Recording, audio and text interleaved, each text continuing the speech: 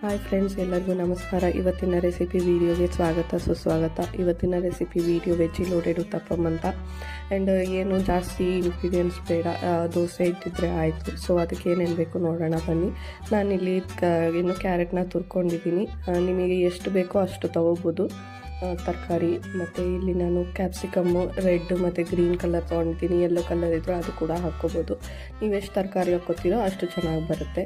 And ಇಲ್ಲಿ ನಾನು tomato ತೊಗೊಂಡಿದ್ದೀನಿ, ಬೀಜ ತೆಗೆದಿದ್ದೀನಿ, ಬೀಜ ಸಿಕ್ಕಿದ್ರೆ ಚೆನ್ನಾಗಿರಲ್ಲ ಅಂತ.